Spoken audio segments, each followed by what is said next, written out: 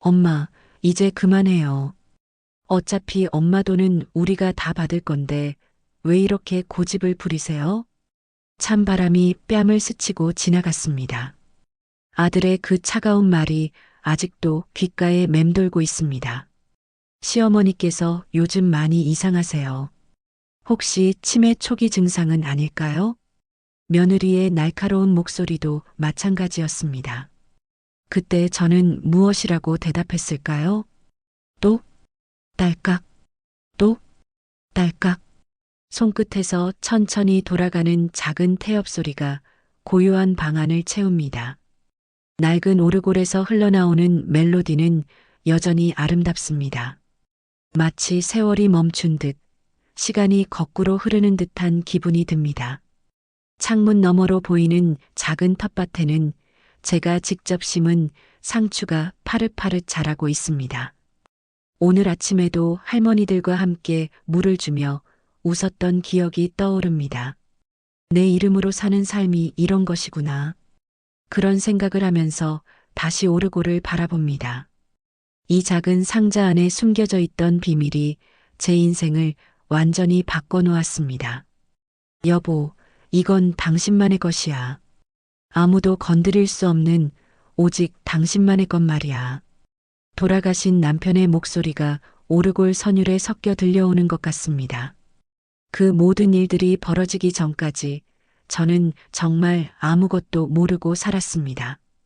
67년을 살면서 단 한 번도 하는 주라는 이름으로 살아본 적이 없었다는 것을 그때까지는 깨닫지 못했습니다. 하지만 이제는 다릅니다. 모든 것이 달라졌습니다. 이제부터 들려드릴 이야기는 저 한은주가 처음으로 제 이름을 되찾아가는 이야기입니다.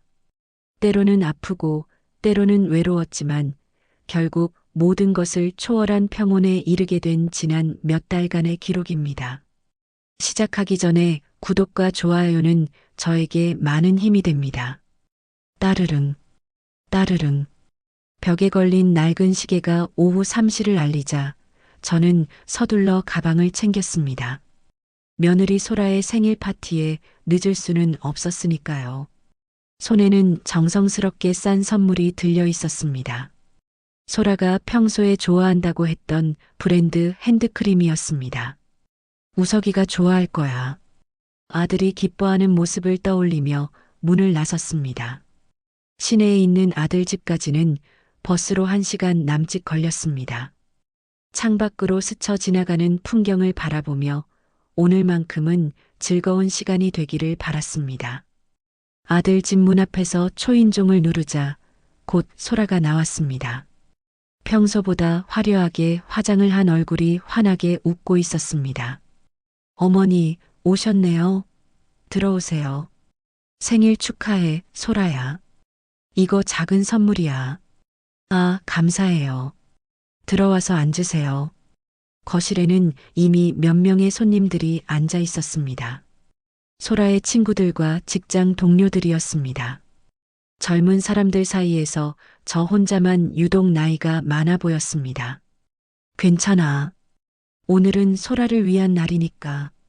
한쪽 구석 소파에 조용히 앉아서 케이크를 자르는 모습을 바라보았습니다.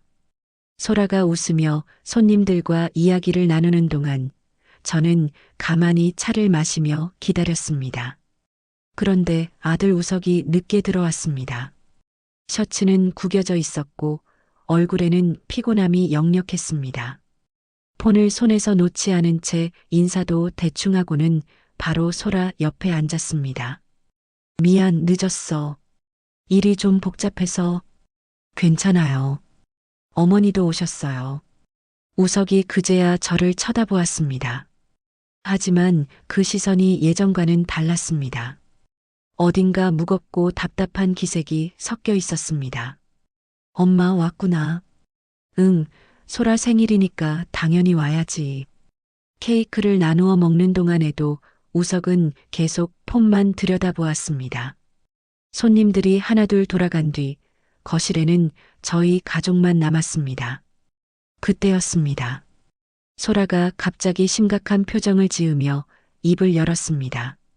어머니, 사실 오늘 말씀드리고 싶은 일이 있어요. 뭔가 불길한 예감이 들었습니다.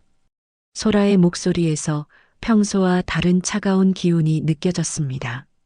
우석도 폰을 내려놓고 진지한 얼굴로 저를 바라보았습니다. 엄마, 이제 정말 현실적으로 생각해 봐야 할 때가 온 것 같아. 무슨 말이니?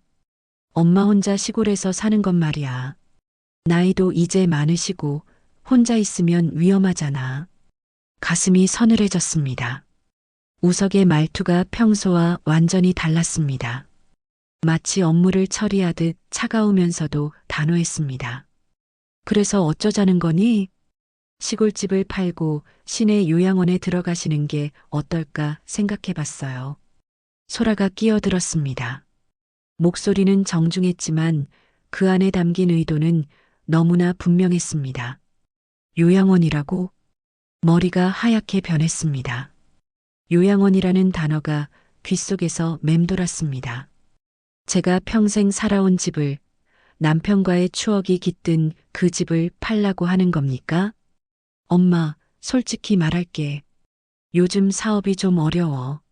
시골집 팔면 좋은 요양원에 모실 수 있고, 남는 돈으로는 내가 좀 정리해야 할 일들이 있어. 정리해야 할 일들이라니. 순간 모든 것이 이해되었습니다. 아들이 그토록 자주 걸려오던 전화, 점점 초조해지는 표정, 늘 손에서 놓지 않던 핸드폰, 모든 것이 돈 때문이었습니다. 우서가, 엄마는 그 집에서 평생 살고 싶어? 엄마, 그게 현실적이지 않다고요. 이제 67세인데 혼자 어떻게 살아요? 지금까지 잘 살았잖니? 지금까지야 괜찮았지만 앞으로는 모르잖아요. 만약에 쓰러지시기라도 하면 어떡해요? 소라가 다시 끼어들었습니다. 이번에는 더욱 단호한 목소리였습니다. 어머니, 우리도 이런 말씀드리기가 쉽지 않아요. 하지만 현실을 봐야죠. 현실? 솔직히 말하면 어머니 혼자 그 큰 집에서 사시는 게 경제적으로도 비효율적이에요. 관리비도 많이 들고 겨울에 난방비도 만만치 않고 가슴속에서 뭔가 뜨거운 것이 끓어오르기 시작했습니다. 경제적 비효율이라니. 제가 평생 살아온 집이 남편과 함께 웃고 울던 그 공간이 그들에게는 그저 돈으로만 보이는 건가요? 엄마, 이제 그만해요. 어차피 엄마 돈은 우리가 다 받을 건데 왜 이렇게 고집을 부리세요? 우석의 마지막 말이 제 가슴을 찔렀습니다. 어차피 엄마 돈은 우리가 다 받을 건데. 그 순간 모든 것이 무너져 내리는 기분이었습니다. 평생 아들을 위해 희생했던 모든 순간들이 결국 이런 말 한마디로 정리되는 건가요? 저는 아무 말도 할 수 없었습니다. 목구멍에서 뭔가 뜨거운 것이 올라왔지만 꼭 참았습니다. 그들 앞에서 울 수는 없었습니다. 엄마, 대답 좀 해보세요. 생각해 볼게. 겨우 그 말만 꺼낼 수 있었습니다. 언제까지요? 이런 건 빨리 결정하는 게 좋아요. 소라의 목소리가 점점 더 차가워졌습니다. 조금만 시간을 줘. 알겠어요. 하지만 너무 오래 끌지는 마세요.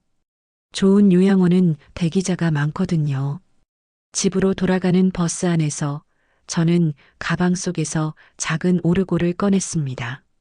남편이 세상을 떠나기 전에 마지막으로 제게 준 선물이었습니다.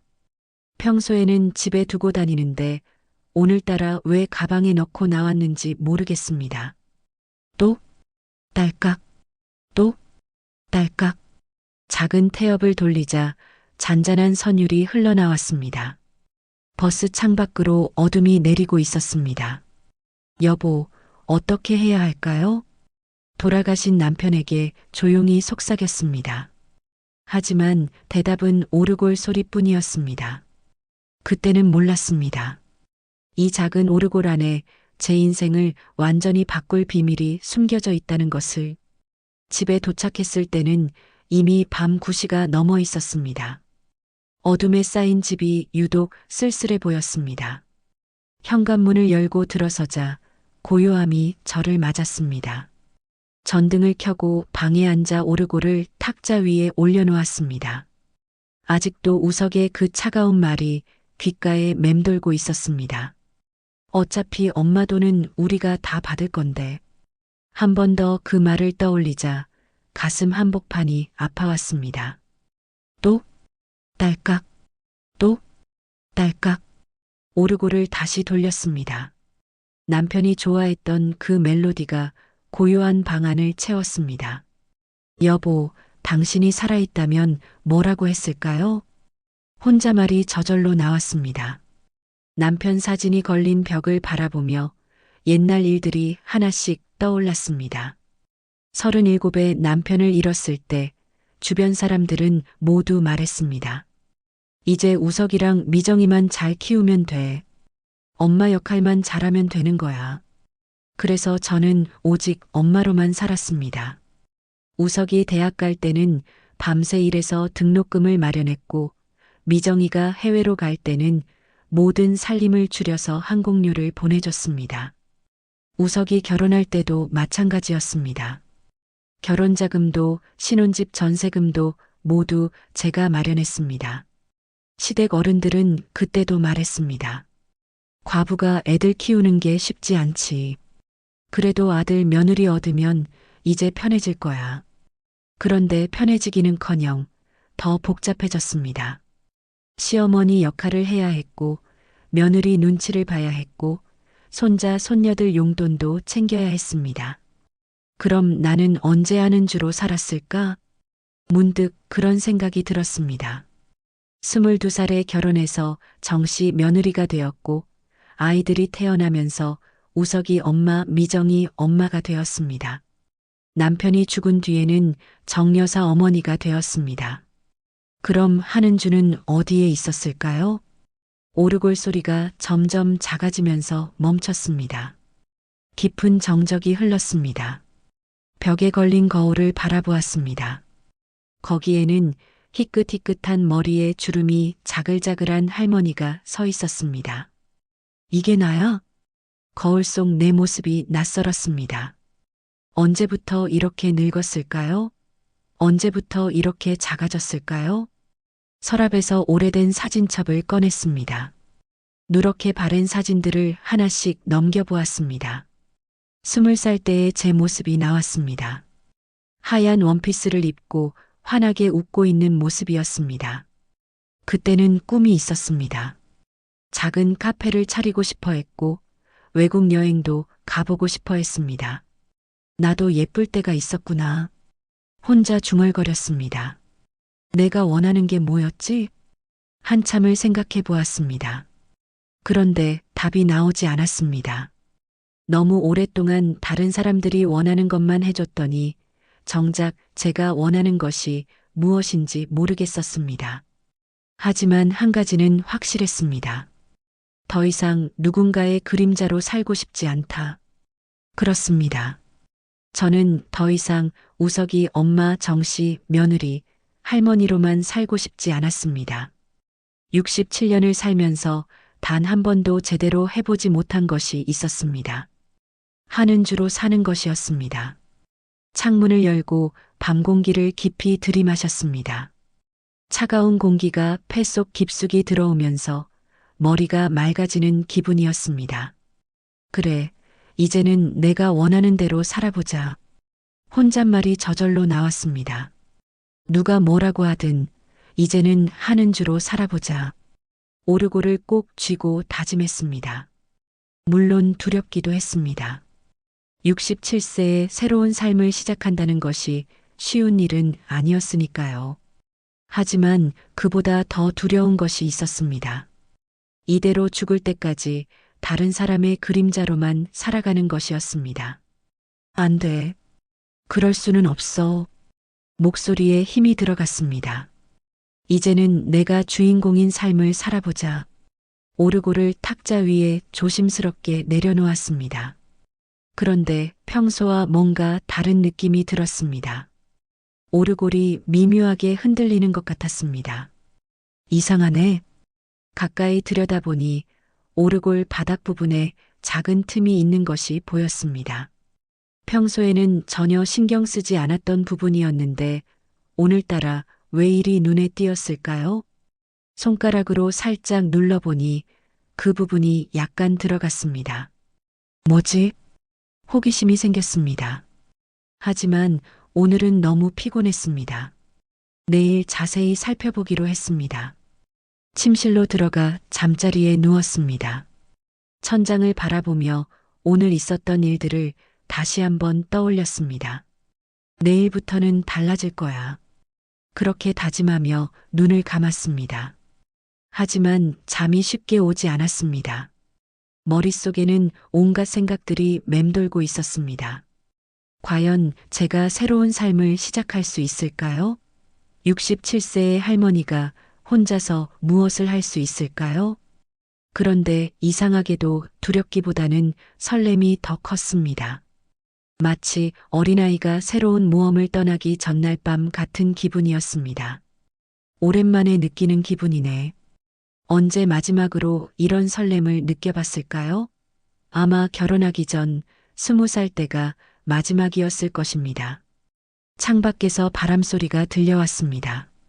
잎사귀들이 바스락거리는 소리가 마치 누군가 속삭이는 것 같았습니다. 한은주야, 이제 시작이야. 그 속삭임이 제 귓가에 맴돌았습니다.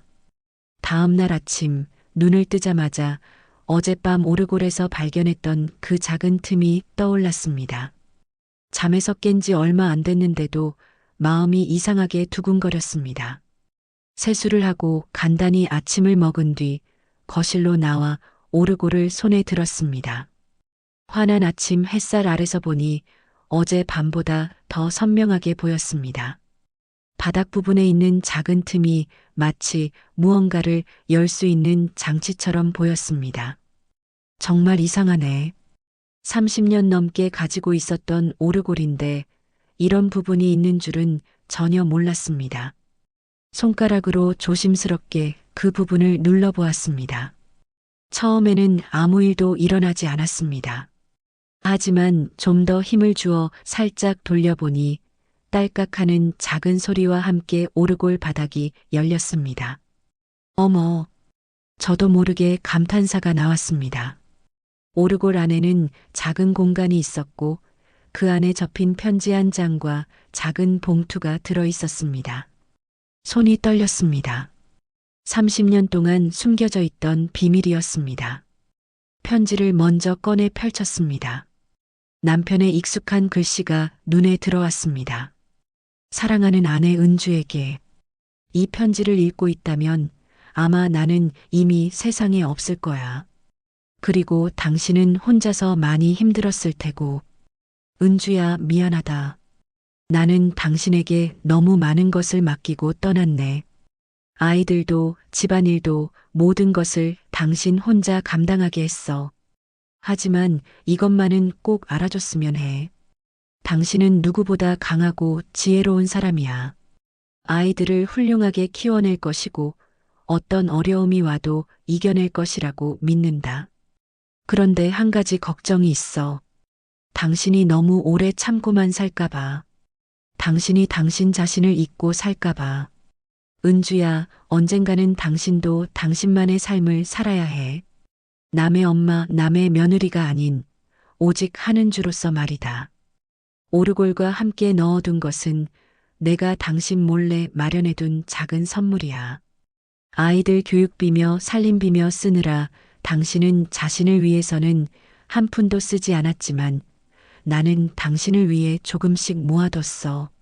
언젠가 당신이 정말 자유롭게 살고 싶어질 때 이것을 사용했으면 좋겠어. 아무도 당신을 간섭하지 못하는 오직 당신만의 공간에서 당신만의 삶을 살아. 그것이 내가 당신에게 주고 싶었던 마지막 선물이야. 당신을 사랑하는 남편 정민호. 편지를 다 읽고 나니 눈물이 흘러내렸습니다. 어떻게 이런 일이 가능할까요? 남편이 죽은 지 벌써 10년이 넘었는데 지금에서야 이런 편지를 받게 되다니. 여보가 이런 생각을 하고 있었구나. 가슴이 뭉클했습니다. 살아생전에는 말 한 번 제대로 못했던 남편이었는데 이렇게 깊은 마음을 품고 있었다니. 떨리는 손으로 봉투를 열었습니다. 안에는 토지 등기부등본이 들어 있었습니다. 이게 뭐지? 자세히 들여다보니 시내에서 조금 떨어진 곳에 있는 땅이었습니다. 평수도 꽤 넓었습니다. 그런데 소유자 이름이 한은주로 되어 있었습니다. 내 이름으로? 이해가 되지 않았습니다. 언제 이런 땅을 샀을까요? 남편이 살아있을 때도 이런 이야기를 들은 적이 없었는데 등기부를 자세히 보니 남편이 죽기 한 달 전에 매입된 것이었습니다. 그리고 소유자는 처음부터 제 이름으로 되어 있었습니다. 그러니까 여보가 나 몰래 이 땅을 사서 내 이름으로 해놨다는 말인가? 머리가 복잡했습니다. 하지만 동시에 가슴이 뛰기 시작했습니다. 편지를 다시 읽어보았습니다. 오직 당신만의 공간에서 당신만의 삶을 살아라. 남편의 마지막 당부였습니다. 여보, 정말 고마워요. 혼잣말로 중얼거렸습니다.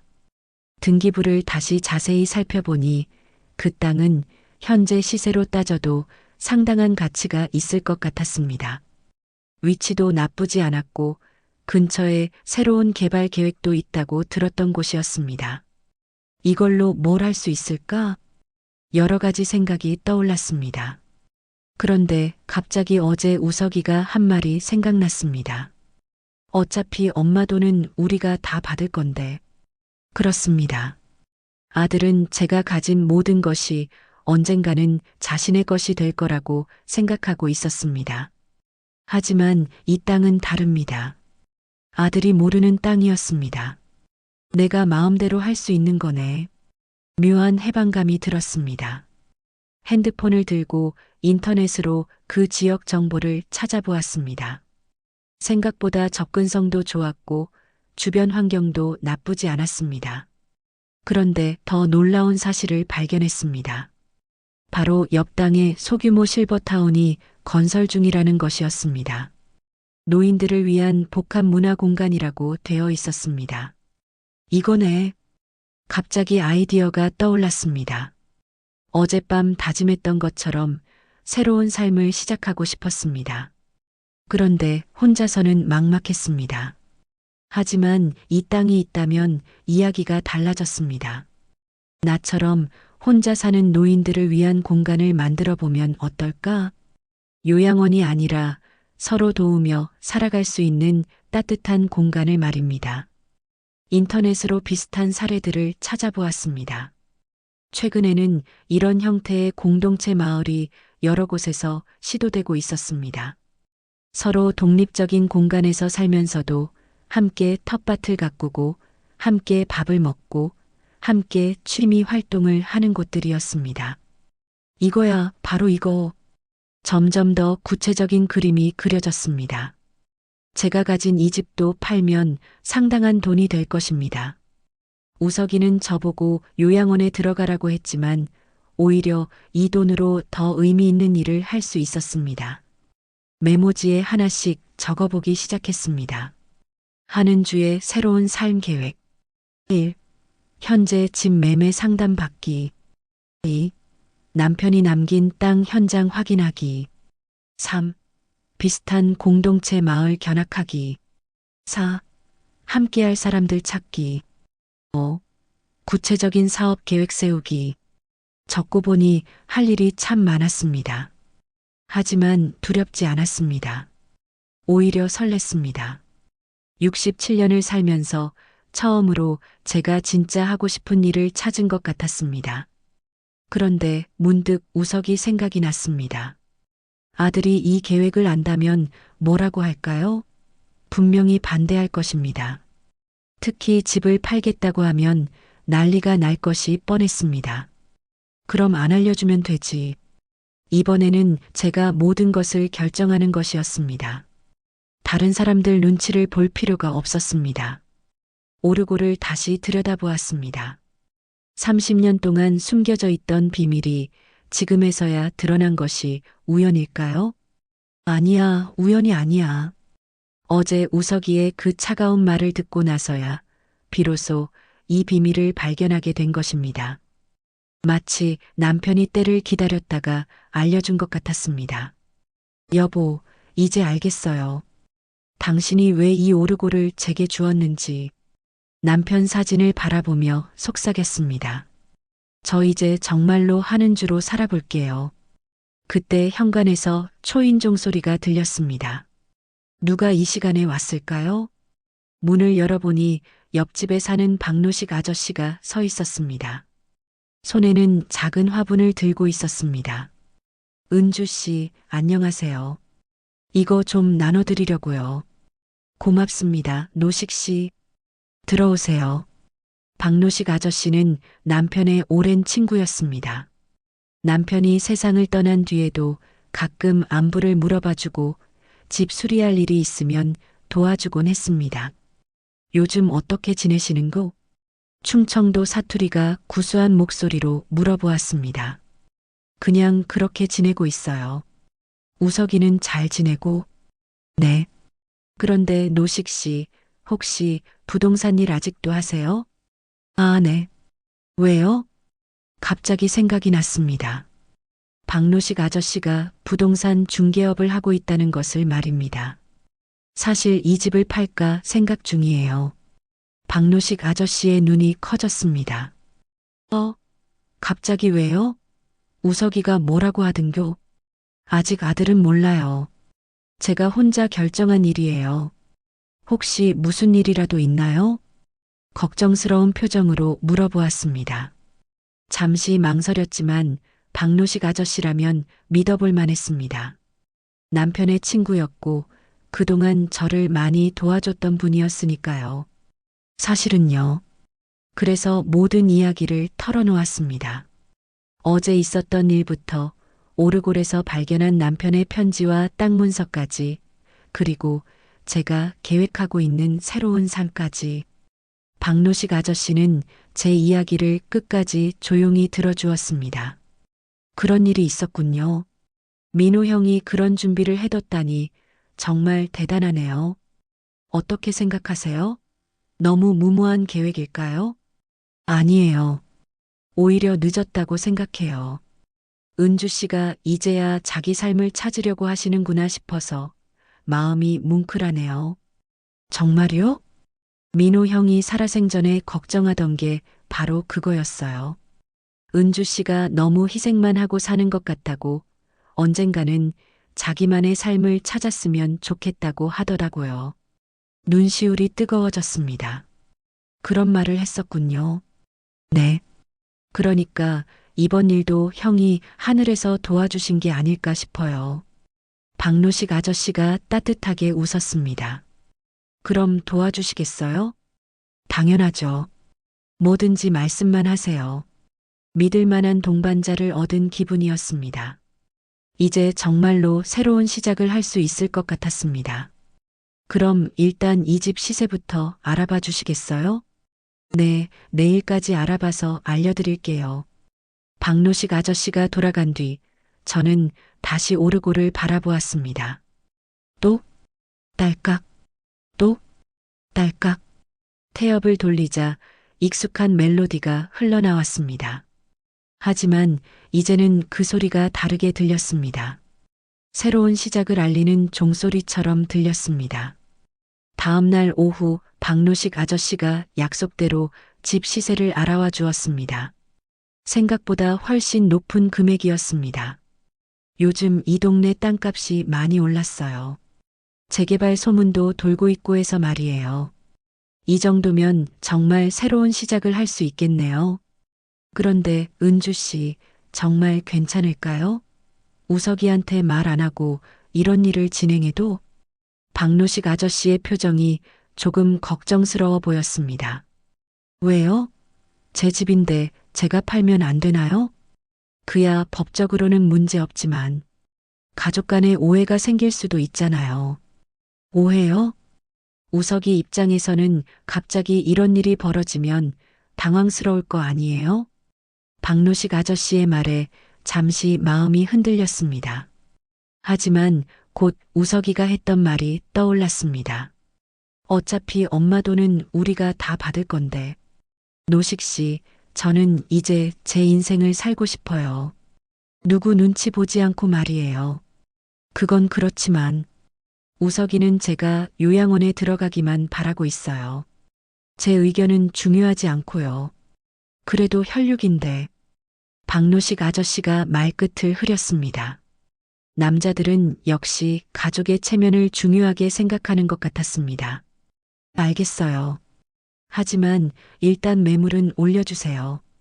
그리고 남편이 남긴 땅도 함께 보러 가요.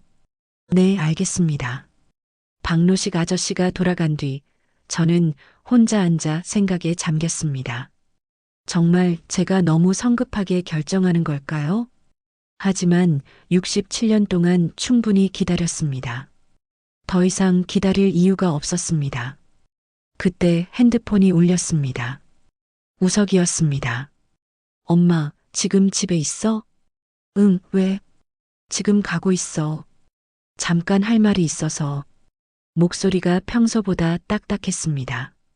뭔가 알아낸 것 같은 어조였습니다. 벌써 소문이 났나? 30분 후 우석이 혼자 왔습니다. 얼굴이 상당히 굳어 있었습니다. 인사도 대충 하고는 바로 본론으로 들어갔습니다. 엄마, 무슨 일이야? 무슨 일이 뭐니? 집을 판다고? 박 아저씨한테 부탁했다며? 역시 소문이 났습니다. 동네가 좁다 보니 금방 퍼진 모양이었습니다. 응, 그래. 왜 나한테는 말 안 하고 너한테 말하면 반대할 거잖아. 당연히 반대하지. 갑자기 왜 이런 생각을 해? 우석의 목소리가 점점 높아졌습니다. 우석아, 이 집은 내 집이야. 내가 팔고 싶으면 파는 거고. 엄마, 정신 차려. 이 집 팔면 어디서 살 거야? 그건 내가 알아서 할 일이고. 알아서 할 일이라고? 엄마가 뭘 알아서 해? 67세에? 그 말이 가슴에 찔렸습니다. 결국 아들도 저를 무능한 노인으로만 보고 있었습니다. 나이가 많으면 뭐든지 못하는 거야? 그런 게 아니라. 엄마, 이상해. 갑자기 왜 이래? 그때 현관문이 열리더니 소라가 들어왔습니다. 손에는 과일 바구니를 들고 있었지만 표정은 영 달갑지 않았습니다. 어머니, 안녕하세요. 응, 왔구나. 어머니, 저희가 들은 이야기가 사실인가요? 소라는 돌려 말하지 않고 직접적으로 물어봤습니다. 무슨 이야기? 집을 파신다고요?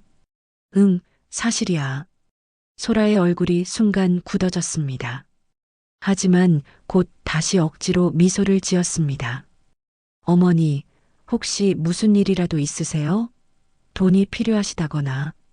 아니야, 돈이 필요한 건 아니고. 그럼 왜요? 새로운 곳에서 살고 싶어서. 우석과 소라가 서로 눈짓을 주고받았습니다. 뭔가 미리 상의를 해온 것 같았습니다. 어머니, 솔직히 말씀드릴게요. 소라가 의자를 당겨 앉으며 진지한 표정을 지었습니다. 저희가 걱정되는 게 어머니께서 요즘 조금 이상하시거든요. 이상하다고? 며칠 전에도 갑자기 이상한 소리 하시고 오늘도 갑자기 집을 팔겠다고 하시고. 소라의 말에 우석도 거들었습니다. 엄마, 혹시 요즘 깜빡깜빡하는 일이 많지 않아? 아니면 이상한 꿈을 꾸거나? 무슨 소리야? 혹시 치매 초기 증상은 아닐까 싶어서. 치매라는 단어를 듣는 순간 머리가 하얗게 변했습니다. 지금 내가 치매라는 거야? 그런 게 아니라 혹시 모르니까 병원에서 한번 검사를 받아보시는 게 어떨까 해서요. 소라의 목소리는 친절했지만 그 속에 담긴 의도는 너무나 분명했습니다. 내가 정신이 이상해서 이런 결정을 한다고 몰아가려는 거구나. 나는 멀쩡해. 어머니, 저희도 어머니를 위해서 하는 말이에요. 만약 정말 치매라면 빨리 치료받는 게 좋잖아요. 그리고 치매 환자는 법적으로 재산 처분을 할 수 없어요. 우석이 덧붙인 말에 모든 것이 이해되었습니다. 아, 이런 수를 쓰는구나. 저를 치매 환자로 만들어서 재산 처분을 막으려는 계획이었습니다. 우석아, 내가 정말 내 아들이야? 엄마, 왜 그런 말을 해? 나는 엄마를 위해서, 나를 위해서? 정말로? 당연하지. 그럼 내가 새로운 곳에서 살고 싶다고 하면 응원해줘야 하는 거 아니야? 엄마, 그게 말이 돼?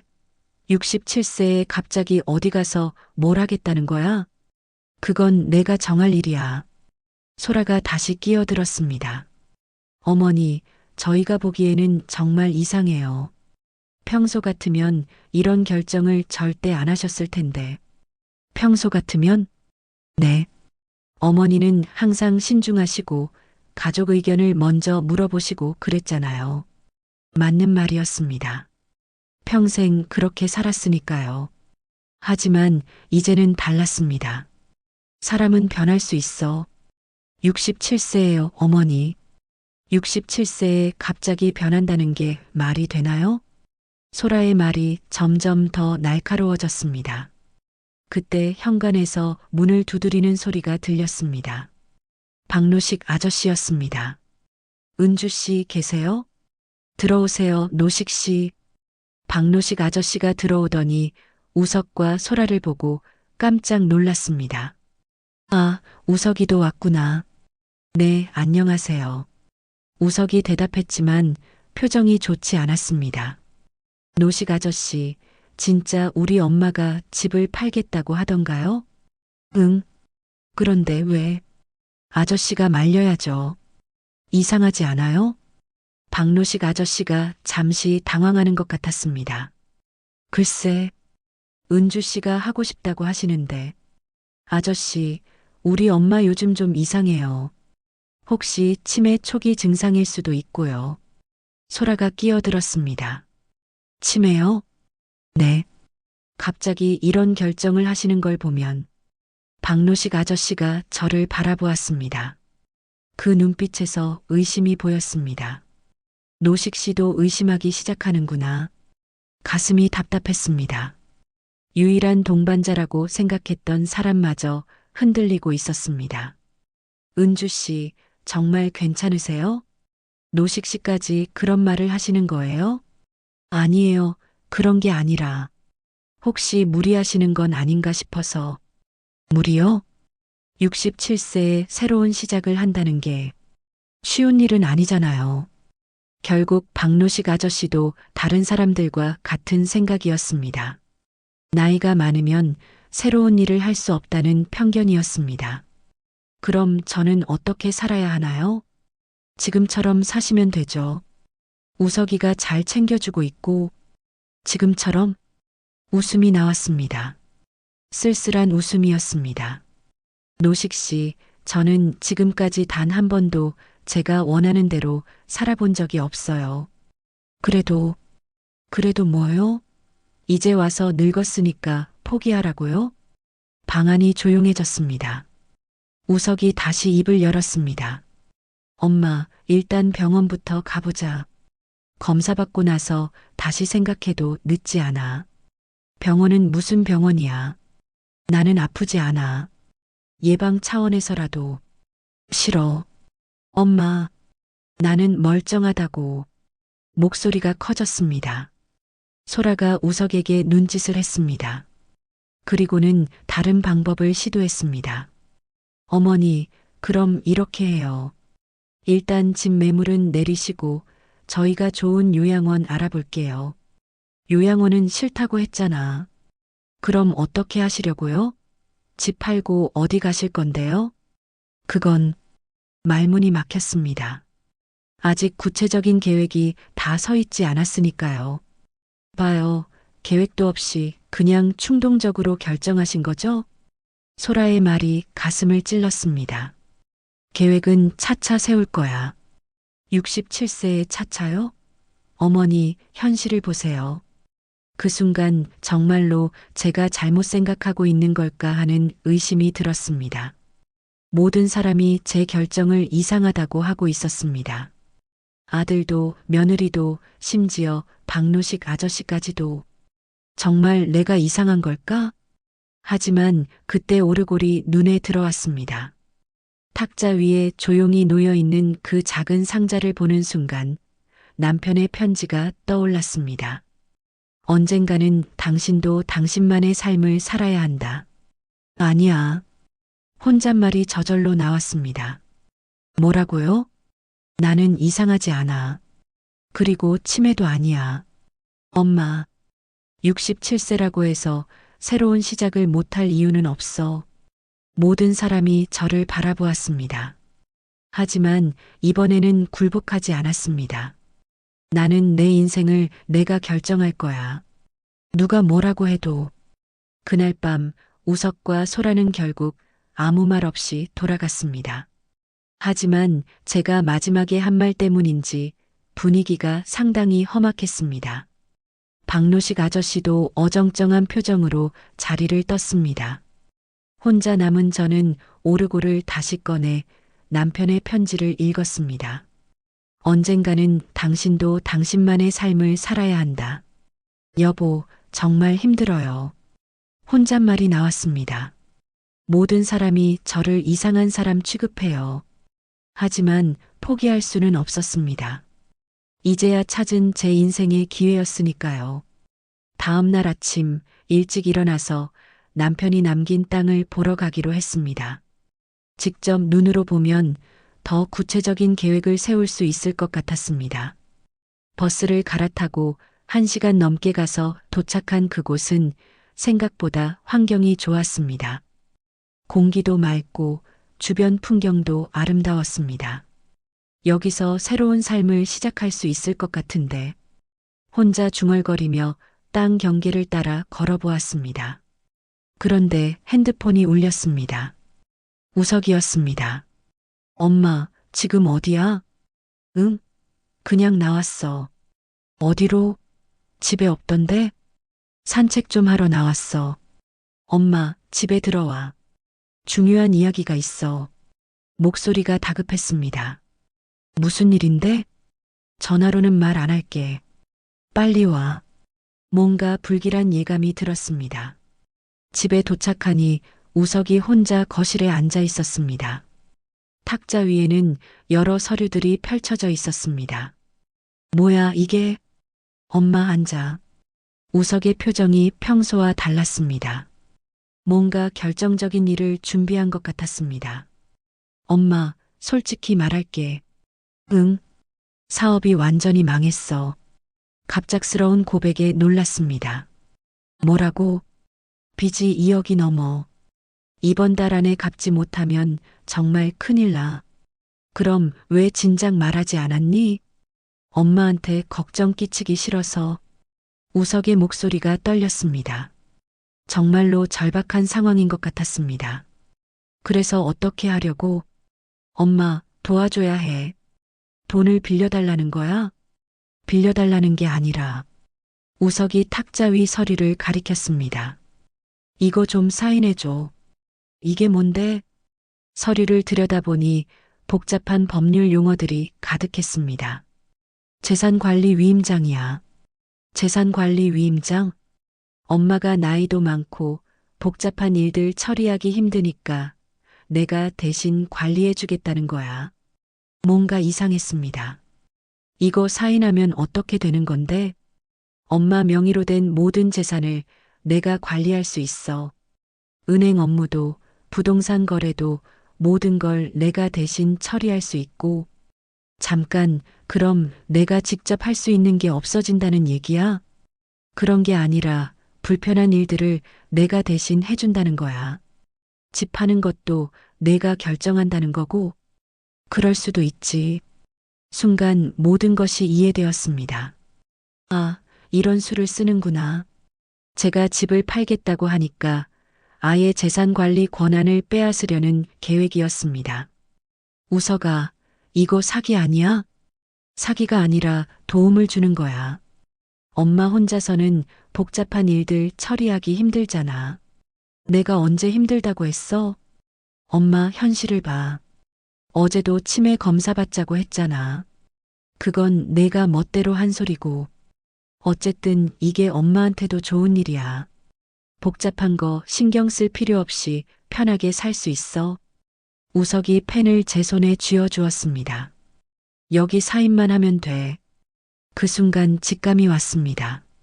이 서류에 사인하는 순간 제 인생은 완전히 끝나는 것입니다. 더 이상 제가 결정할 수 있는 것은 아무것도 없어질 것입니다. 안 해. 엄마, 이 서류 사인 안 해. 우석의 얼굴이 순간 굳어졌습니다. 왜? 엄마한테 좋은 일인데. 좋은 일이면 왜 미리 말하지 않았어? 갑자기 나타나서 사인하라고 하는 거야? 그게. 그리고 이 서류 누가 만든 거야? 변호사가. 소라가 변호사니까 소라가 만든 거지. 우석이 대답하지 않았습니다. 그것만으로도 충분했습니다. 우석아, 너 지금 엄마를 속이려는 거지? 속이는 게 아니야. 정말로 엄마를 위해서, 나를 위해서, 2억 빚진 내가 나를 위해서. 목소리가 커졌습니다. 엄마, 목소리 좀 낮춰. 왜? 동네 사람들이 들을까봐? 내가 엄마 재산을 가로채려 한다는 걸 들을까봐? 가로채는 게 아니라고. 그럼 뭐야? 이 서류 사인하면 집도 내 마음대로 팔 수 있고 돈도 내 마음대로 쓸 수 있는 거 아니야? 우석이 더 이상 변명하지 못했습니다. 엄마, 나는 정말 절박해. 이번 달 안에 돈을 구하지 못하면 그럼 다른 방법을 찾아야지. 왜 엄마 재산에 손을 대려고 해? 다른 방법이 없어. 엄마 재산 말고는 정말 방법이 없다고. 그제야 본심이 나왔습니다. 그래, 솔직하게 말하니까 훨씬 낫네. 엄마, 내가 정말 원하는 건 내 돈이잖아. 나를 위한다는 건 다 거짓말이고. 그런 게 아니야. 그럼 뭐야? 엄마도 결국 나한테 물려줄 거잖아. 지금 주나 나중에 주나 마찬가지야. 그 말을 듣는 순간 가슴이 찢어지는 것 같았습니다. 지금 주나 나중에 주나 마찬가지라고? 그런 뜻이 아니라. 그럼 무슨 뜻이야? 어쨌든 가족끼리 도와야 하는 거 아니야? 가족? 웃음이 나왔습니다. 씁쓸한 웃음이었습니다. 가족이라는 게 이런 거구나. 엄마, 제발. 나가. 뭐라고? 나가라고. 당장 나가. 엄마, 진정해. 진정하라고? 내 아들이 나를 속여서 재산을 가로채려는데 어떻게 진정해? 가로채는 게 아니라고. 그럼 뭐야? 소리를 지른 뒤에 가슴이 뛰기 시작했습니다. 너무 화가 나서 숨이 가빠왔습니다. 우석이 당황한 표정으로 물을 떠다 주었습니다. 엄마, 괜찮아? 괜찮지 않아. 전혀 괜찮지 않아. 엄마, 일단 진정하고 다시 이야기해. 이야기할 거 없어. 나가. 엄마, 나가. 결국 우석이 서류를 챙겨서 나갔습니다. 문이 닫히는 소리가 유난히 크게 들렸습니다. 혼자 남은 저는 소파에 주저앉았습니다. 온몸이 떨렸습니다. 내 아들이 나를 이렇게 속이려고 했다니 믿기지 않았습니다. 평생 그 아이를 위해 모든 것을 바쳤는데 결국 이런 식으로 돌아오는 건가요? 오르골을 꺼내 남편의 편지를 다시 읽었습니다. 언젠가는 당신도 당신만의 삶을 살아야 한다. 여보, 이제 정말로 혼자가 된 것 같아요. 눈물이 흘러내렸습니다. 하지만 울고만 있을 수는 없었습니다. 우석이 포기하지 않을 것이 분명했습니다. 다른 방법을 생각해 올 것입니다. 내가 먼저 움직여야 해. 핸드폰을 들고 인터넷 검색을 했습니다. 노인 재산 보호 방법이라고 검색하니 여러 정보가 나왔습니다. 그 중에서 가장 확실한 방법은 법적으로 보호받는 것이었습니다. 신뢰할 만한 변호사를 찾아서 상담을 받는 것이었습니다. 다음 날 아침 일찍 일어나서 시내에 있는 법무법인을 찾아갔습니다. 접수대에서 상담 신청을 하고 기다리는 동안 가슴이 두근거렸습니다. 혼자서 이런 일을 처리하는 것이 처음이었거든요. 한은주님?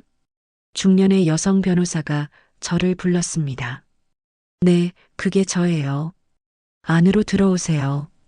상담실에 앉아서 모든 이야기를 털어놓았습니다. 우석이가 한 일부터 재산관리 위임장 이야기까지 전부 말했습니다. 변호사가 진지하게 들어주었습니다. 어머님, 일단 다행인 건 아직 서류에 사인하지 않으셨다는 거예요. 그럼 어떻게 해야 하나요? 몇 가지 방법이 있어요. 우선 어머님의 재산을 법적으로 보호할 수 있는 장치를 만들어야 해요. 어떤 장치요? 신탁이라는 제도가 있어요. 어머님의 재산을 신탁회사에 맡겨서 관리하는 건데, 이렇게 하면 아무도 함부로 건드릴 수 없어요. 그럼 제가 원할 때 사용할 수 있나요? 물론이죠. 어머님이 원하시는 대로 사용 조건을 정할 수 있어요. 희망이 보였습니다. 그리고 어머님께서 계획하고 계신 일도 충분히 실현 가능해 보여요. 정말요? 네. 요즘 이런 형태의 시니어 공동체가 늘어나고 있어요. 법적으로도 전혀 문제 없고요. 가슴이 벅차올랐습니다. 그럼 어떻게 진행하면 되나요? 일단 재산보호 신탁부터 설정하고 그 다음에 구체적인 사업 계획을 세워보죠. 얼마나 걸릴까요? 서류 작업에 일주일 정도면 충분할 것 같아요. 변호사 사무실을 나서는 발걸음이 가벼웠습니다. 처음으로 제가 주도적으로 문제를 해결하고 있다는 기분이었습니다. 더 이상 누군가의 도움을 기다리거나 눈치를 볼 필요가 없었습니다. 집에 돌아와서 오르골을 돌렸습니다. 또 딸깍, 또 딸깍. 여보, 이제 시작이에요. 남편 사진을 바라보며 속삭였습니다. 누구도 제가 하고 싶은 일을 막을 수 없어요. 그때 핸드폰이 울렸습니다. 우석이었습니다. 엄마, 어제는 미안했어. 다시 이야기해보자. 이야기할 거 없어. 엄마, 제발. 우석아, 엄마는 이제 달라졌어. 더 이상 내가 원하는 대로 살지 않을 거야. 무슨 소리야? 곧 알게 될 거야. 전화를 끊었습니다. 이제 정말로 새로운 시작이었습니다. 더 이상 뒤로 물러설 곳도 물러설 이유도 없었습니다.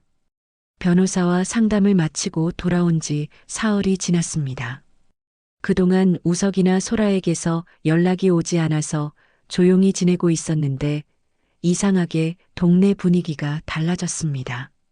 아침에 시장에 나갔을 때였습니다. 평소에 반갑게 인사하던 채소가게 아주머니가 저를 보더니 시선을 피했습니다. 눈빛에서 묘한 경계심이 느껴졌습니다. 마치 저를 조심스럽게 대해야 할 사람으로 보는 것 같았습니다. 사과 2개만 주세요. 네. 여기 있어요. 평소와 달리 말수가 적었습니다. 예전에는 이런저런 동네 이야기를 나누며 웃곤 했는데 오늘은 돈을 받자마자 다른 손님에게 시선을 돌렸습니다. 가슴 한편이 서늘해졌습니다. 뭔가 잘못되었다는 직감이 들었습니다. 골목길을 걸어 나오는데 건너편에서 동네 부인 2명이 제 쪽을 바라보며 수군거리고 있었습니다. 저와 눈이 마주치자 급히 고개를 돌리며 걸음을 빨리 했습니다. 그들의 입모양을 보니 제 이름이 나오는 것 같았습니다. 무슨 일이지? 불안감이 스멀스멀 올라왔습니다. 걸음을 재촉해서 집으로 향했습니다. 집 앞 골목에서 박노식 아저씨와 마주쳤습니다. 평소 같으면 먼저 반갑게 인사했을 텐데 오늘은 어딘가 어색한 표정이었습니다. 미소를 짓긴 했지만 억지스러워 보였습니다. 안녕하세요, 노식 씨. 아, 네. 안녕하세요. 박노식 아저씨의 목소리에서 평소의 구수한 따뜻함이 사라져 있었습니다. 대신 조심스럽고 경계하는 듯한 어조였습니다. 요즘 어떻게 지내세요? 그냥 그렇게 지내고 있어요. 대답이 짧았습니다. 평소 같으면 이런저런 안부를 묻고 농담도 나눴을 텐데 오늘은 빨리 자리를 뜨고 싶어 하는 기색이 역력했습니다. 그럼 저는 먼저 갈게요. 박노식 아저씨가 어색하게 웃으며 발걸음을 재촉했습니다. 뒷모습을 바라보니 평소보다 어깨가 움츠러들어 보였습니다. 집에 들어가서도 계속 신경이 쓰였습니다. 창문 너머로 지나가는 사람들을 보니 유독 제 집 쪽을 힐끗힐끗 쳐다보고 지나가는 것 같았습니다. 착각일 수도 있지만 그렇지 않을 수도 있었습니다. 오후에 현관 초인종이 울렸습니다. 문을 열어보니 옆 동네에 사는 친척 언니인 정옥자 씨가 서 있었습니다. 손에는 작은 과일 봉지를 들고 있었지만 얼굴 표정이 평소와 달랐습니다. 입가에는 미소가 있었지만 눈빛은 차가웠습니다. 은주야, 잠깐 들어가도 될까? 네, 들어오세요. 거실에 앉은 옥자 언니의 시선이 방 안을 한 바퀴 훑었습니다. 마치 뭔가 이상한 점이 있는지 찾아보는 것 같았습니다. 그 시선이 오르골에 머물렀을 때 저는 무의식적으로 몸을 움직여 오르골을 가렸습니다. 은주야, 요즘 어떻게 지내니? 옥자 언니의 목소리에는 평소의 정겨움 대신 탐색하는 듯한 어조가 섞여 있었습니다. 그냥 그렇게 지내고 있어요. 우석이는 잘 지내고 갑자기 아들 이야기를 꺼내는 것이 이상했습니다. 평소에는 안부 정도로만 물어봤는데 오늘은 뭔가 다른 의도가 있어 보였습니다. 네, 잘 지내고 있어요. 그런데 말이야. 옥자 언니가 찻잔을 내려놓으며 본격적으로 말을 꺼냈습니다. 목소리가 한층 낮아졌습니다. 요즘 동네에서 내 이야기가 나오더라. 가슴이 철렁했습니다. 역시 뭔가 소문이 돌고 있었던 것입니다. 무슨 이야기요? 집을 판다고? 그리고 어디론가 이사를 간다고?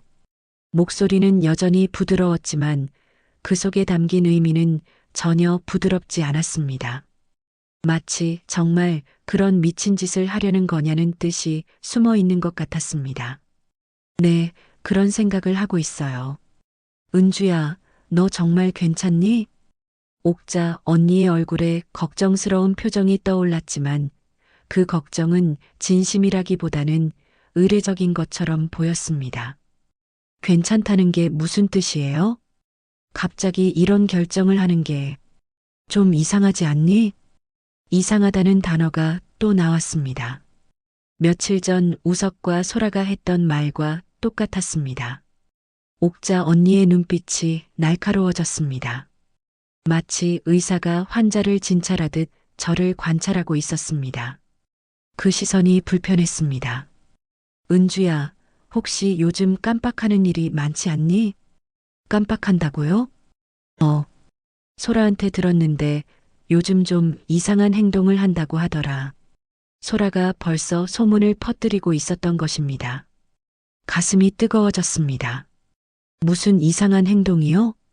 갑자기 집을 팔겠다고 하고 어디 가서 새로운 일을 하겠다고 하고 옥자 언니의 목소리가 점점 더 의심스러워졌습니다. 그게 왜 이상한 행동이에요? 은주야, 너 나이가 몇이니? 67세야.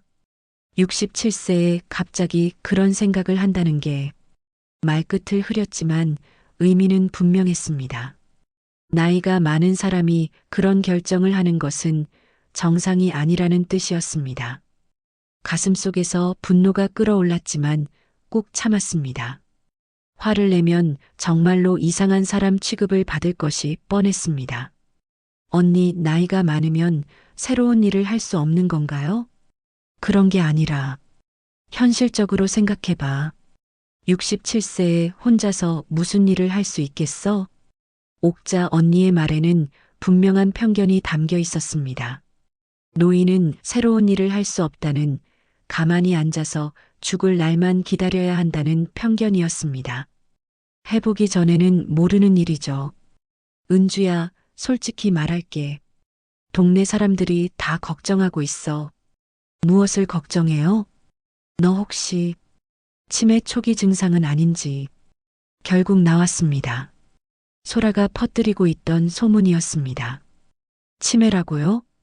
갑자기 이상한 결정을 하는 게 그런 증상일 수도 있다고 하더라. 옥자 언니의 목소리에는 확신이 섞여 있었습니다. 이미 마음속으로는 제가 치매에 걸렸다고 결론 내린 것 같았습니다. 누가 그런 말을 했어요? 소라가 너를 걱정해서 하는 말이야. 소라가 친척들까지 동원해서 저를 고립시키려는 계획이었습니다. 교묘하고 치밀한 방법이었습니다. 언니, 저는 멀쩡해요. 은주야, 치매 환자는 자기가 치매인 줄 몰라. 그게 더 무서운 거야. 옥자 언니의 말이 저를 무력하게 만들었습니다. 아무리 제가 멀쩡하다고 해도 그들에게는 그것조차 치매 증상으로 해석될 수 있었습니다. 병원에서 검사 받아보는 게 어떨까? 검사 받을 필요 없어요. 은주야, 너를 위해서 하는 말이야. 만약 정말 치매라면 빨리 치료받아야 해. 옥자 언니의 눈빛에서 동정과 연민이 보였습니다. 하지만 그 동정이 저에게는 모독처럼 느껴졌습니다. 옥자 언니가 돌아간 뒤 저는 소파에 주저앉았습니다. 온몸에 힘이 빠졌습니다. 창밖을 내다보니 지나가는 사람들의 시선이 예전과 달라 보였습니다. 동정하는 시선, 걱정하는 시선, 회피하는 시선들이 뒤섞여 있었습니다. 내가 정말 이상한 건가? 혼란이 밀려왔습니다. 모든 사람이 저를 이상하다고 하니 정말로 제가 잘못 생각하고 있는 것은 아닌지 의심이 들기 시작했습니다. 거울 앞에 서서 제 모습을 바라보았습니다. 거기에는 지친 얼굴에 67세 할머니가 서 있었습니다. 눈가에 주름, 희끗한 머리카락, 구부정한 어깨. 과연 이런 모습의 사람이 새로운 일을 할 수 있을까요? 손을 들어 얼굴을 만져보았습니다. 거칠고 주름진 손이었습니다. 젊었을 때의 부드러운 손은 이미 사라진 지 오래였습니다. 정말 늦은 걸까? 의심이 점점 커졌습니다. 그날 저녁 또 다른 친척에게서 전화가 왔습니다. 이번에는 시댁 쪽 친척이었습니다. 은주야, 안녕? 네, 안녕하세요. 요즘 어떻게 지내니? 건강은 괜찮고? 건강은 괜찮고? 라는 말에서 이미 의도가 드러났습니다. 네, 괜찮아요. 그런데 말이야, 우석이한테 들었는데 요즘 좀 힘들다면서? 우석이까지 나섰습니다. 아들이 직접 친척들에게 연락해서 저를 치매 환자로 만들어가고 있었습니다. 전화를 끊고 나니 세상에 혼자 남겨진 기분이었습니다. 가족도, 친척도, 이웃도 모두 저를 의심하고 있었습니다. 밤이 되어 혼자 앉아 있는데 정막이 너무 무거웠습니다. 평생 이렇게 외로웠던 적이 없었습니다. 남편이 죽었을 때도, 아이들이 집을 떠났을 때도 이렇게까지 절망스럽지는 않았습니다. 그때는 적어도 동네 사람들이 위로해줬고 친척들이 걱정해줬습니다. 하지만 지금은 그 모든 사람들이 저를 의심하고 있었습니다. 오르골을 꺼내 남편의 편지를 다시 읽었습니다. 하지만 글자가 흐릿하게 보였습니다. 눈물 때문이었습니다. 여보, 이럴 줄 알았으면 이런 편지 남기지 말았어야 했어요. 혼잣말이 나왔습니다. 67세의 새로운 시작이라니 정말 무모한 생각이었나 봐요. 하지만 편지를 접으려는 순간 남편의 글씨가 다시 눈에 들어왔습니다. 당신은 누구보다 강하고 지혜로운 사람이다. 그 문장을 보는 순간 가슴 깊은 곳에서 뭔가 꿈틀거렸습니다. 강하고 지혜로운 사람이라고? 거울을 다시 보았습니다. 이번에는 다른 것이 보였습니다.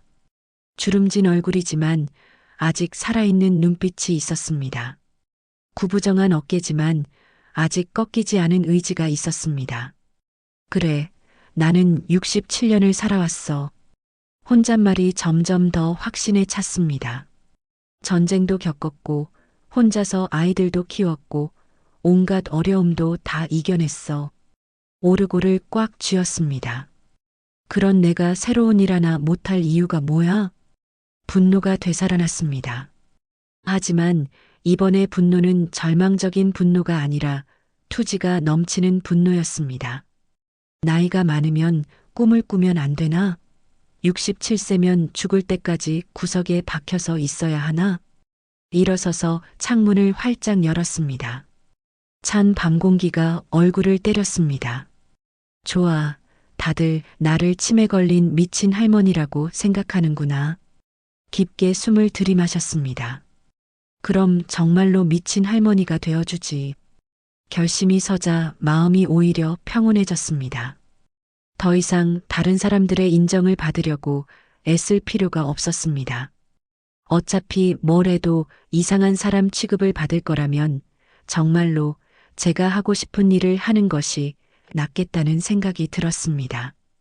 오르골을 돌렸습니다. 또 딸깍, 또 딸깍. 선율이 흘러나오는 소리가 이번에는 승리의 나팔 소리처럼 들렸습니다. 여보, 이제 정말로 시작할게요. 남편 사진을 바라보며 속삭였습니다. 누가 뭐라고 해도 끝까지 해볼게요. 변호사와의 약속대로 모든 서류 준비가 끝난 날, 저는 결정적인 순간이 왔음을 직감했습니다. 신탁 설정도 완료되었고, 새로운 삶을 위한 법적 보호 장치도 마련되었습니다. 이제 가족들에게 제 결정을 알릴 때가 되었습니다. 아침 일찍 우석에게 전화를 걸었습니다. 목소리는 의도적으로 평온하게 유지했습니다. 우석아, 오늘 저녁에 집에 와줄래? 소라랑 함께. 왜? 무슨 일이야? 중요한 이야기가 있어. 엄마, 또 이상한 이야기가 아니야. 그냥 와. 전화를 끊고 나서 깊은 숨을 쉬었습니다. 가슴이 두근거렸지만 떨리지는 않았습니다. 오히려 오랫동안 준비해온 공연에 막이 오르는 것 같은 설렘이 있었습니다. 오후에는 호주에 있는 딸 미정에게 영상 통화를 걸었습니다. 시차 때문에 미정은 아침이었습니다. 화면 속 딸의 얼굴에서 평소와 다른 심각함을 읽을 수 있었습니다. 엄마, 오빠한테 들었어요. 요즘 좀 힘드시다면서요? 역시 우석이 미정에게까지 연락했던 것입니다. 하지만 미정의 목소리에는 우석이나 소라와 달리 진짜 걱정이 담겨 있었습니다. 미정아, 엄마는 괜찮아. 정말요? 오빠가 치매 검사를 받아보라고 하던데. 화면 속 미정의 눈가에 걱정의 주름이 깊게 패여 있었습니다. 멀리 떨어져 있어서 직접 도와줄 수 없다는 무력감이 그 표정에 고스란히 드러나 있었습니다. 미정아, 엄마가 지금부터 하는 말 잘 들어봐. 화면을 통해서도 제 목소리의 변화를 감지했는지 미정의 표정이 집중하는 모습으로 바뀌었습니다. 엄마는 새로운 삶을 시작하려고 해. 더 이상 누구의 엄마, 누구의 시어머니로 살지 않고 하는 주로 살려고 해. 미정의 눈이 커졌습니다. 놀람보다는 이해하려는 빛이 그 눈에서 반짝였습니다. 엄마, 오늘 저녁에 오빠랑 소라에게 내 결정을 발표할 거야. 내가 멀리 있어서 못 오지만 영상으로라도 함께 해주면 좋겠어. 미정이 잠시 침묵했습니다. 화면 너머로 보이는 그 침묵 속에서 딸이 무언가를 깊이 생각하고 있다는 것을 알 수 있었습니다. 엄마, 정말 괜찮으세요? 혼자서 감당할 수 있어요? 67년을 혼자 감당해 왔는데 이제 와서 못할 게 뭐 있겠니? 미정의 얼굴에 천천히 미소가 번졌습니다. 그 미소에는 딸이 어머니를 새롭게 발견한 기쁨이 담겨 있었습니다. 저녁 7시 우석과 소라가 함께 왔습니다. 둘 다 표정이 어두웠습니다. 특히 소라의 얼굴에는 뭔가 결정적인 일을 준비해 온 듯한 굳은 기색이 역력했습니다. 거실 탁자 위에는 제가 준비한 서류들이 가지런히 놓여 있었습니다. 신탁 설정 서류, 재단 설립 계획서, 그리고 남편이 남긴 땅 등기부등본까지. 우석과 소라는 그 서류들을 힐끗 보더니 서로 의미심장한 눈빛을 주고받았습니다. 엄마, 뭐야 이 서류들? 우석의 목소리에는 이미 경계심이 섞여 있었습니다.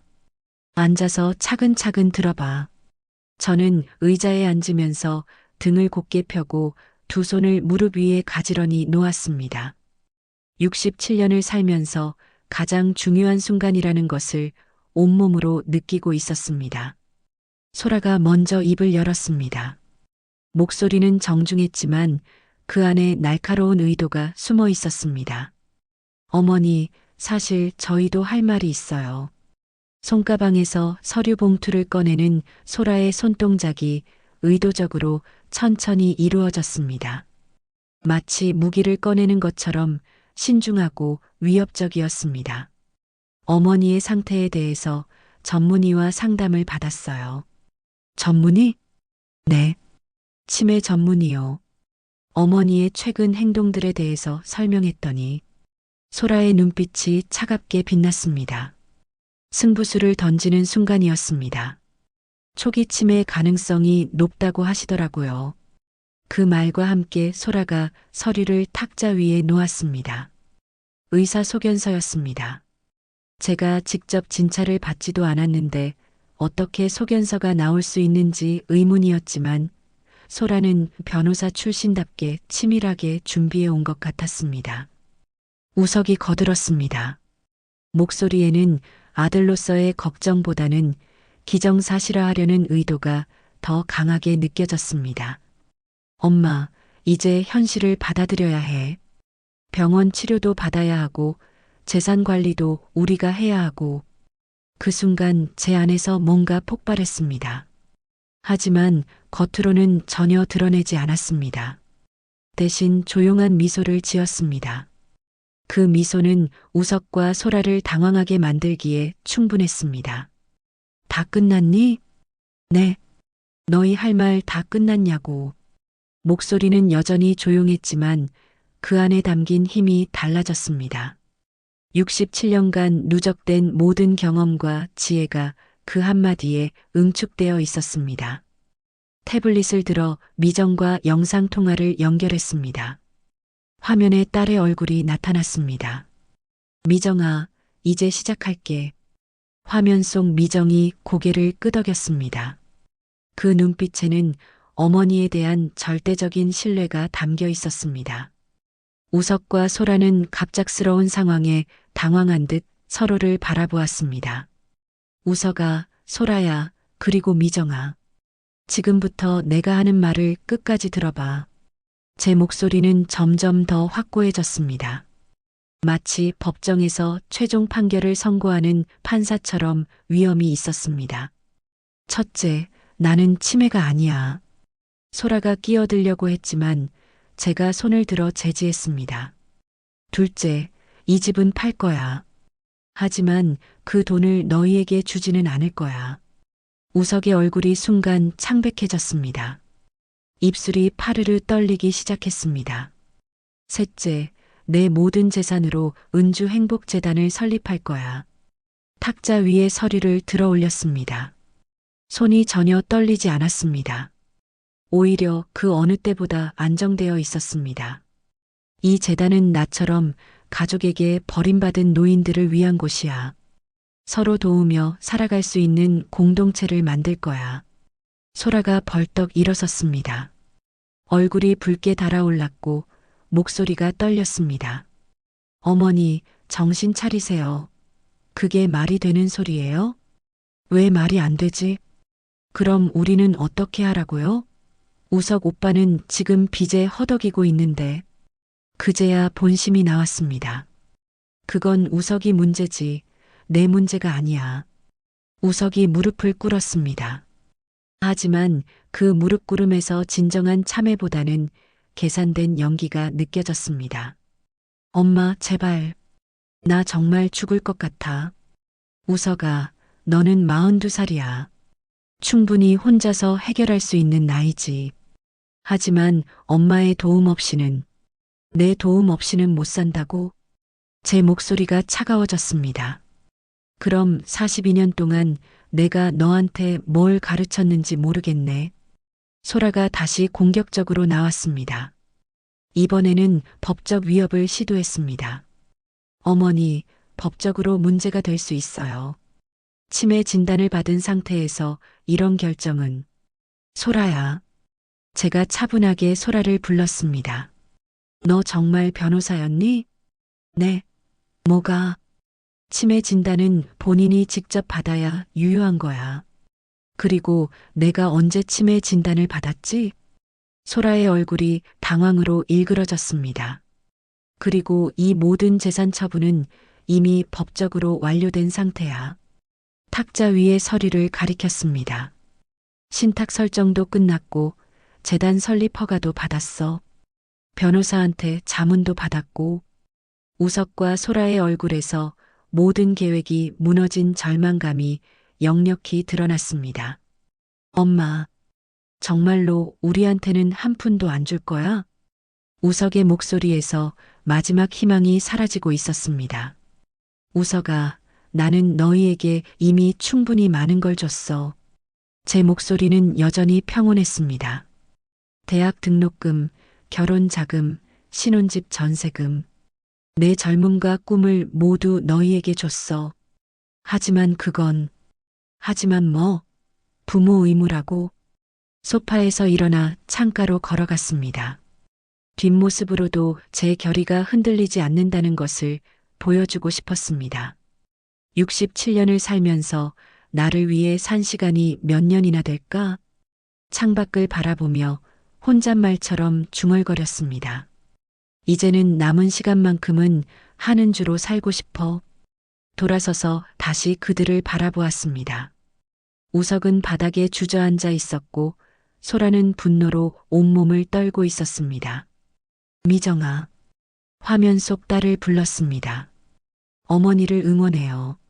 정말 멋있어요. 미정의 눈에서 눈물이 흘러내렸습니다. 하지만 그것은 슬픔의 눈물이 아니라 감동의 눈물이었습니다. 소라가 마지막으로 독서를 퍼부었습니다. 어머니, 후회하실 거예요. 혼자서는 아무것도 못하실 거예요. 혼자? 웃음이 나왔습니다. 하지만 그 웃음에는 비웃음이 아니라 해방감이 담겨 있었습니다. 나는 이제 혼자가 아니야. 나와 같은 생각을 가진 사람들과 함께 살 거야. 오르골을 손에 들었습니다. 그 작은 상자가 이 모든 변화의 시작이었습니다. 그리고 무엇보다 오르골을 가슴에 안았습니다. 나는 이제 나 자신과 함께 살 거야. 우석과 소라가 분노와 절망으로 집을 나갔습니다. 문이 닫히는 소리가 유난히 크게 들렸습니다. 하지만 그 소리는 끝이 아니라 새로운 시작의 신호였습니다. 혼자 남은 거실에서 오르골을 돌렸습니다. 또 딸깍, 또 딸깍. 그 소리가 승리의 나팔 소리처럼 들렸습니다. 화면 속 미정이 박수를 쳤습니다. 엄마, 정말 자랑스러워요. 고마워, 미정아. 엄마가 원하시는 삶을 사세요. 제가 응원할게요. 영상 통화를 끊고 나서 저는 창가에 서서 밤하늘을 바라보았습니다. 별들이 유난히 밝게 빛나고 있었습니다. 마치 새로운 시작을 축복해주는 것 같았습니다. 가슴이 벅차올랐습니다. 67년을 살면서 처음으로 완전히 자유로워진 기분이었습니다. 여보, 이제 정말 시작이에요. 남편 사진에게 속삭였습니다. 하는 주로 사는 삶이 이제 시작돼요. 6개월 후, 아침 6시, 새들의 지저귀는 소리에 자연스럽게 눈이 떠졌습니다.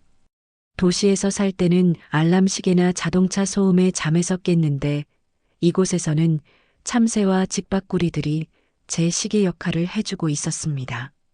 창문을 열자 상큼한 공기가 폐 속 깊숙이 스며들었습니다. 흙냄새와 풀냄새, 그리고 어디선가 피어오르는 아궁이 연기 냄새까지 도시의 매연과는 전혀 다른 살아있는 냄새들이었습니다.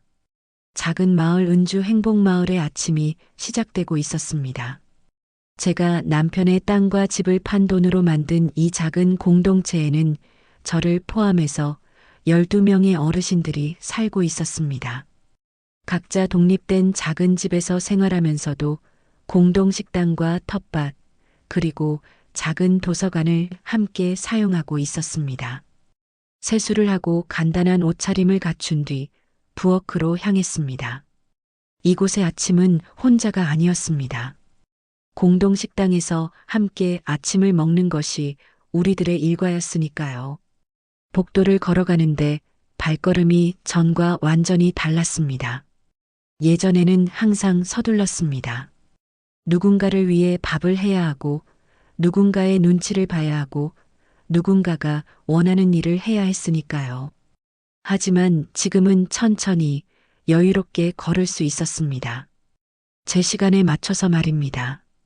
공동식당에 들어서니 이미 몇 분의 어르신들이 앉아 계셨습니다. 김할머니는 신문을 읽고 계셨고 박할아버지는 라디오를 들으며 커피를 마시고 계셨습니다. 은주 씨, 안녕하세요. 네, 안녕하세요. 인사는 간단했지만 그 안에 담긴 따뜻함은 깊었습니다. 서로의 존재를 인정하고 존중하는 인사였습니다. 누군가를 돌봐야 한다는 의무감도, 누군가에게 인정받아야 한다는 강박도 없는 순수한 인간관계였습니다. 아침 식사 준비는 돌아가면서 했습니다. 오늘은 제 차례였습니다. 하지만 부담스럽지 않았습니다. 가족을 위해 평생 해온 요리와는 다른 의미였으니까요. 고마워하는 사람들을 위한 요리, 그리고 무엇보다 제가 즐거워서 하는 요리였습니다. 된장찌개를 끓이면서 김치를 썰고 계란말이를 부치는 동안 마음이 평온했습니다. 예전에는 요리를 하면서도 항상 다른 생각들이 머릿속을 맴돌았습니다. 우석이가 좋아할까, 소라가 짜다고 하지는 않을까, 간이 맞을까 같은 걱정들 말입니다. 하지만 지금은 그저 요리 자체에 집중할 수 있었습니다. 된장의 구수한 냄새, 기름에서 지글거리는 계란말이 소리, 칼질할 때 도마에 닿는 경쾌한 리듬감, 모든 것이 현재 이 순간에 집중되어 있었습니다. 와, 냄새가 정말 좋네요. 이 할머니가 부엌으로 들어오셨습니다. 80세가 넘으셨지만 눈빛이 맑고 밝으셨습니다. 맛있게 드세요. 은주 씨 요리는 정말 맛있어요. 어떻게 이렇게 잘하세요? 평생 해온 일이니까요.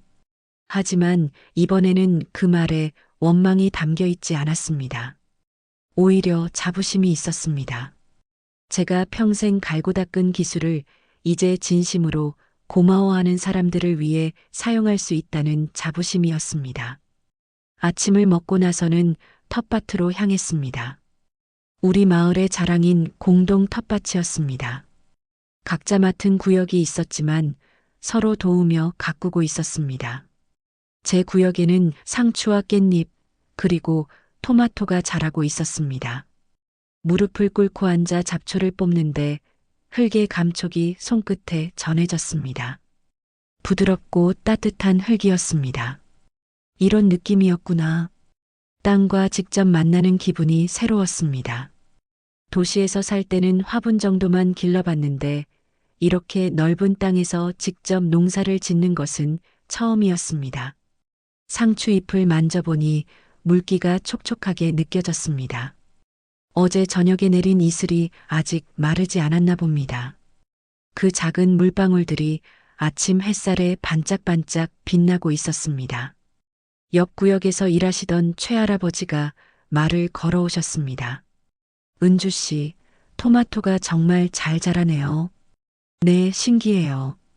이렇게 쑥쑥 자라는 게 처음 해보시는 거죠? 네, 처음이에요. 그런데도 정말 잘하시네. 식물을 사랑하는 마음이 있으시나 봐. 최할아버지의 말에 가슴이 따뜻해졌습니다. 67년을 살면서 누군가에게 이런 칭찬을 들어본 적이 언제였을까요? 예전에는 잘해도 당연하다는 반응이었고 조금이라도 부족하면 지적받기 일쑤였습니다. 하지만 여기서는 작은 노력도 인정받고 작은 성과도 함께 기뻐해 주었습니다. 점심시간이 되어 식당으로 돌아오니 오늘은 박할머니가 미역국을 끓여 놓으셨습니다. 구수한 냄새가 온 식당을 감쌌습니다. 함께 둘러앉아 밥을 먹는 동안 자연스럽게 이런저런 이야기가 오갔습니다. 오늘 텃밭에서 있었던 일, 어제 본 드라마 이야기, 날씨에 대한 이야기들, 별것 아닌 일상 이야기들이었지만 그 속에 따뜻함이 있었습니다. 누구도 누구를 판단하지 않았습니다. 누구도 누구에게 무엇을 강요하지 않았습니다. 그저 함께 있다는 것만으로도 충분한 관계였습니다. 오후에는 제 방으로 돌아와 휴식 시간을 가졌습니다. 작지만 깔끔한 방이었습니다. 필요한 것만 있는 공간이었지만 온전히 제 것이었습니다. 창가 작은 테이블 위에는 오르골이 놓여 있었습니다. 모든 변화의 시작이었던 그 작은 상자였습니다. 태엽을 감아 돌렸습니다. 또 딸깍, 또 딸깍. 익숙한 선율이 흘러나왔습니다. 하지만 그 소리가 예전과는 완전히 다르게 들렸습니다. 예전에는 그리움과 아픔이 섞인 소리였다면 지금은 평온함과 만족감이 담긴 소리였습니다. 벽에 걸린 작은 거울에 비친 제 모습을 바라보았습니다. 주름은 여전했고 머리는 더 휘어졌지만 눈빛이 달랐습니다. 생기가 있었고 평온함이 있었습니다. 무엇보다 그 눈빛에는 하는 주가 있었습니다. 누군가의 그림자가 아닌 온전한 한 인간으로서의 하는 주가 있었습니다. 핸드폰이 울렸습니다. 미정에게서 온 메시지였습니다. 엄마, 오늘도 행복한 하루 보내세요. 엄마가 보내주신 텃밭 사진 정말 예뻐요. 다음 달에 한국 가서 꼭 뵐게요. 사랑해요. 딸의 메시지를 읽으니 가슴이 뭉클했습니다. 미정은 제 결정을 처음부터 응원해줬고 지금도 계속 지지해주고 있었습니다. 우석에 대한 소식도 가끔 들렸습니다. 박노식 아저씨를 통해서 말입니다. 결국 빚을 감당하지 못해서 집도 잃고 지금은 월세방에서 살고 있다고 했습니다. 소라와의 사이도 많이 나빠졌다고 들었습니다. 처음에는 가슴이 아팠습니다. 아무리 실망스러운 아들이었지만 여전히 제가 낳고 키운 자식이었으니까요. 하지만 시간이 지나면서 그것도 아들이 짊어져야 할 삶의 몫이라는 생각이 들었습니다. 67년을 살면서 깨달은 것이 있었습니다. 모든 사람은 자신의 선택에 대한 책임을 져야 한다는 것이었습니다. 저도 그랬고 우석도 그래야 했습니다. 더 이상 제가 아들의 인생을 대신 살아줄 수는 없었습니다. 그것은 진정한 사랑이 아니라 과보호였다는 것을 이제 알았습니다. 저녁 무렵 공동 거실에서 다른 어르신들과 함께 차를 마시며 담소를 나누었습니다. 창밖으로는 노을이 지고 있었습니다. 붉은 하늘이 점점 어두워지면서 하루가 저물어가고 있었습니다. 은주 씨, 여기 와서 후회하지 않으세요? 김할머니가 문득 물어보셨습니다. 후회요? 잠시 생각해 보았습니다.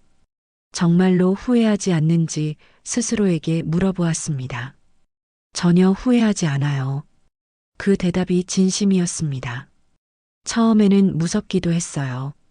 67세에 새로운 시작을 한다는 게, 그럼요, 당연히 무서웠을 거예요. 하지만 지금은 이게 제 인생 최고의 선택이었다고 생각해요. 말하면서도 스스로 놀랐습니다. 정말로 그렇게 생각하고 있었으니까요. 밤이 깊어 제 방으로 돌아왔습니다. 침대에 앉아 하루를 되돌아보았습니다. 아침에 눈을 떴을 때부터 지금까지 단 한순간도 누군가의 눈치를 보지 않았습니다.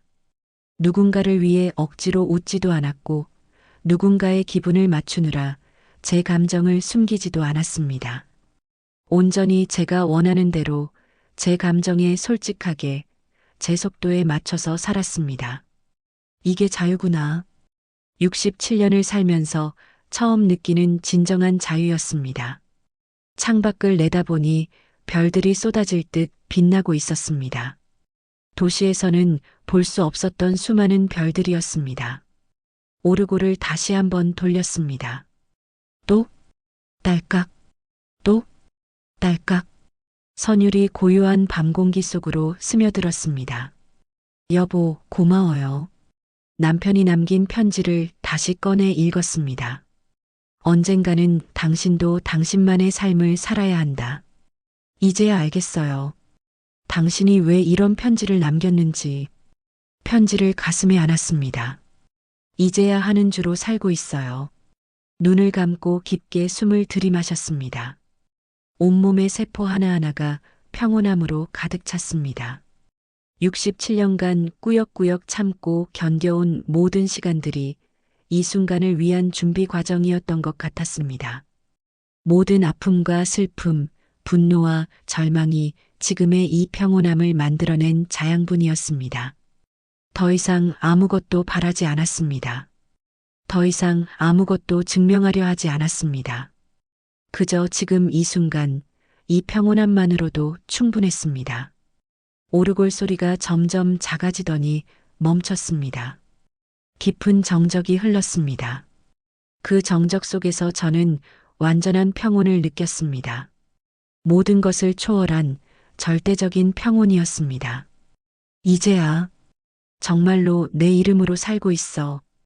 그 속삭임과 함께 하루가 끝났습니다. 하지만 그것은 끝이 아니라 새로운 시작이었습니다. 앞으로도 매일매일 하는 주로 살아갈 새로운 하루들의 시작이었습니다. 창밖으로 달빛이 은은하게 비쳐들었습니다. 그 달빛을 받으며 잠들어가는 제 얼굴에는 67년을 살면서 처음으로 완전한 평화가 깃들어 있었습니다. 여러분, 하는 주의 이야기는 어떠셨나요? 혹시 이 이야기를 들으시면서 마음 한편이 뭉클해지셨나요? 아니면 나도 언젠가는 이런 용기를 낼 수 있을까? 하는 생각이 드셨나요? 한은주는 67세에 새로운 시작을 했습니다. 주변 모든 사람들이 늦었다, 이상하다, 현실을 바라라고 말했지만 그녀는 자신의 목소리에 귀를 기울였습니다. 사실 나이는 숫자일 뿐입니다. 50세든 60세든 70세든 심지어 80세라도 새로운 꿈을 꾸고 새로운 도전을 할 자격이 있습니다. 우리가 살아 숨쉬고 있는 한 우리에게는 선택할 권리가 있습니다. 혹시 지금 여러분도 한은주처럼 억눌린 마음으로 살고 계신가요? 가족이라는 이름으로, 의무라는 이름으로, 나이가 많다는 이유로 포기하신 꿈이 있으신가요? 그렇다면 기억해 주세요. 당신의 인생은 당신의 것입니다. 다른 누구의 것도 아닌 오직 당신만의 것입니다. 당신은 충분히 오래 참았고, 충분히 희생했고, 충분히 헌신했습니다. 이제는 당신 자신을 위한 시간을 가져도 됩니다. 늦었다고 생각하는 그 순간이 사실은 가장 빠른 때일 수도 있습니다. 한은주처럼 용기를 내어보세요. 작은 변화라도 좋습니다. 그리고 젊은 세대 여러분들에게도 말씀드리고 싶습니다. 부모님, 어르신들을 단순히 늙은 사람으로만 보지 마세요. 그분들도 꿈이 있고 욕망이 있고 새로운 시작을 원할 수 있습니다. 부모는 자식을 위해 희생하는 게 당연하다는 생각에서 벗어나 주세요. 그분들도 한 명의 독립된 인간으로서 존중받을 권리가 있습니다. 오늘 이 이야기가 여러분의 마음에 작은 씨앗 하나를 심었기를 바랍니다. 그 씨앗이 언젠가 용기라는 새싹으로 자라나기를 바랍니다. 이 이야기가 여러분의 마음에 조금이라도 울림을 주었다면 좋아요 버튼을 눌러주세요. 여러분의 작은 클릭 하나가 더 많은 분들에게 이런 이야기를 전할 수 있는 힘이 됩니다. 그리고 앞으로도 여러분의 마음을 따뜻하게 만들어줄 감동적인 시니어 드라마들을 계속 들려드릴 예정입니다. 구독 버튼을 눌러주시면 새로운 이야기가 올라올 때마다 가장 먼저 알림을 받으실 수 있습니다. 그리고 댓글로 여러분의 이야기도 들려주세요. 혹시 여러분도 늦은 나이에 새로운 도전을 하신 경험이 있으시거나 지금 고민하고 계신 일이 있으시다면 자유롭게 나눠주세요. 여러분의 이야기 하나하나가 다른 분들에게는 큰 용기가 될 수 있습니다. 마지막으로 오늘도 열심히 살아가고 계신 모든 분들께 박수를 보냅니다. 여러분 모두가 하는 주처럼 자신만의 오르골을 찾아 자신만의 선율로 살아가시기를 진심으로 응원합니다. 다음 사연으로 찾아뵙겠습니다.